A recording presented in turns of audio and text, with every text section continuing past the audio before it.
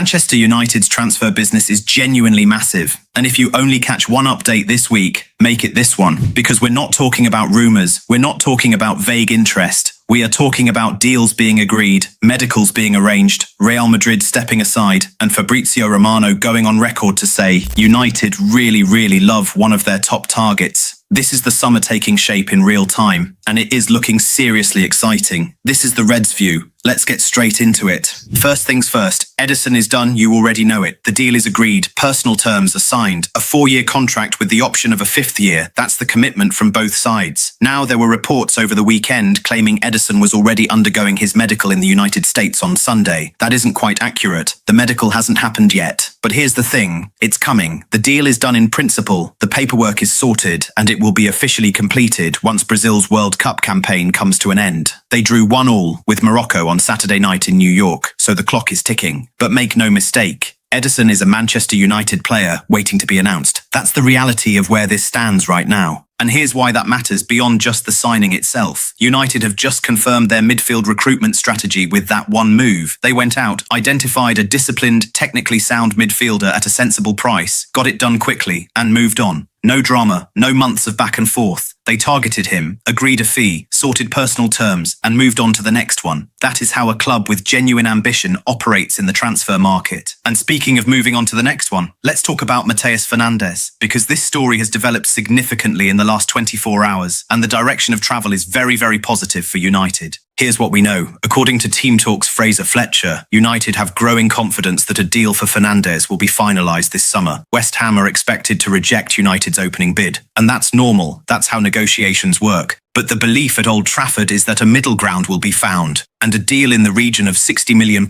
will likely be struck. Now here's the part that really caught my attention. According to journalist Samuel Luckhurst, Real Madrid now expect Fernandez to move to Old Trafford. Not might move, expect. Jose Mourinho reportedly wanted him at the Bernabeu, but Real Madrid are stepping aside because of the fee West Ham are demanding. The path is clear. United are in the driving seat. And there's more. West Ham have greenlit his sale. The player himself has expressed a preference to join Carrick's side. United have been in talks with his representatives for weeks. Liverpool reportedly abandoned their interest. Arsenal have cooled. This is United's deal to complete. When you add all of that up, player wants to come, seller is open to a deal, competition has withdrawn. You start to understand why the confidence at Old Trafford is at the level it apparently is right now. Now let's talk about Sandro Tonali, because this is a story where the news is actually a closing of a door rather than an opening of one, and I think it's worth addressing directly. Fabrizio Romano has reported that United have pulled out of a deal to sign Tonali, and the reason is simple, the price. Newcastle's valuation of the Italian international has gone beyond what United are prepared to spend on that one position, especially with Ederson already coming in and Fernandez looking increasingly likely. And honestly, I think this is the right call. I know some United fans were really excited about Tonali, and with good reason, he's a world-class player. But when you've already got Ederson agreed and Fernandez as close to done as it gets, spending enormous money on a third midfielder would leave other positions short. United need a forward, United need a left-back, and spending beyond your means on Tonali when you've already secured quality in the midfield department would be poor squad planning. So pulling out, smart, disciplined, the right move. And the left-back position brings us to what might be the most exciting developing story of the day, Lewis Hall. According to Team Talk, United are advancing in their pursuit of the Newcastle left-back. But the headline here, the thing that really matters, is what Fabrizio Romano said about this on his YouTube channel in the last 24 hours. Romano confirmed that United have kept contacts alive and active with those close to Lewis Hall. He confirmed United made initial contact weeks ago. He confirmed United have genuine interest. And then he said this, and I want you to really hear this. He said United really love Lewis Hall. That is Fabrizio Romano, the most reliable source in world football. Not saying United like Hall, not saying United are monitoring Hall, saying they love him. That word choice matters. The fee being discussed is around £55 million, and Team Talk are reporting that United look ready to spend a combined £115 million to bring in both Fernandez and Hall this summer. Now here's the complication, and this is something we've just found out. Chelsea are reportedly ready to make a move for Hall as well. A stunning £60 million approach from Stamford Bridge is being reported. with Chelsea exploring a move for their former player, so United now face competition, real competition, from a club with serious financial muscle who know Hall from his time in their academy system. This is where it gets interesting, because Fabrizio Romano's framing is important here. He didn't say United are one of several clubs interested. He said contacts are alive and active. He said United love the player. That suggests United aren't sitting back waiting. They're pushing, they're working the deal. But Chelsea entering the race means United cannot afford to delay. If there was any comfort in being the only major club in for Hall, that comfort is gone now. Michael Carrick needs a left-back. Luke Shaw has had an injury-disrupted couple of seasons. Hall is their #1 target for that role. And with Chelsea now circling, United have to be proactive. They have to move. And they have to do it before this becomes a bidding war that benefits nobody but Newcastle. Watch this one very closely over the next few days. Now let's turn to the situation with Marcus Rashford, because there's been a genuine update here that changes the picture significantly compared to what we thought we knew even a couple of weeks ago.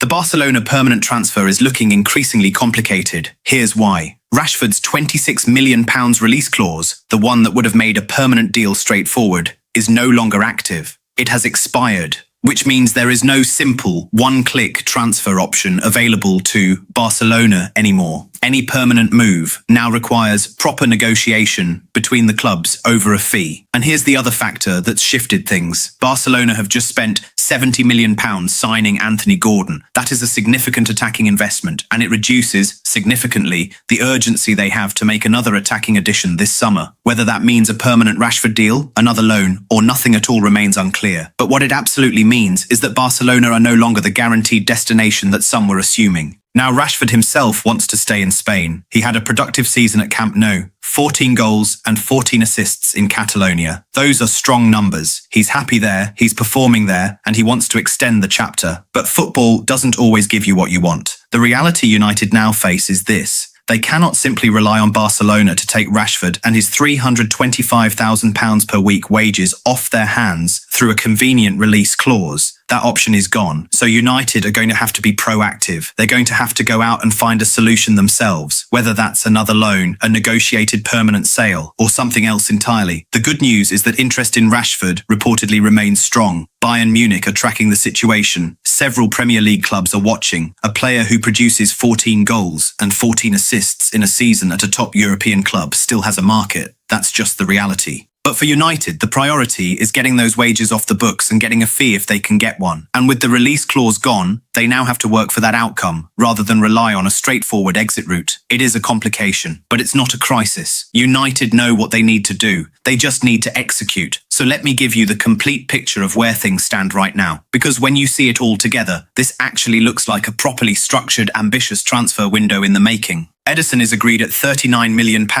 Announcement pending the World Cup. Mateus Fernandes is expected to join, with Real Madrid stepping aside and a deal around £60 million looking likely. Sandro Tonali is off the table. Too expensive. Wrong priority. Lewis Hall is a player United love. Contacts are alive, and a £55 million move is being pushed forward. But Chelsea have now entered the race. Marcus Rashford's Barcelona permanent move is complicated. The release clause is gone, and United must now drive his exit themselves. That is a genuine transfer window. That is a club operating with real intent and real strategy. This isn't chaos. This is a plan being executed. And I genuinely believe, and I say this as someone who has sat here and covered far too many summers of vague links and no follow-through, that this summer feels different. The decisions are being made quickly. The pulls and the pushes are being done with clarity. And the manager at the centre of it all, Michael Carrick, knows exactly what he needs and is being backed to go and get it. Champions League football is coming back to Old Trafford. The question is, what squad will be waiting for it?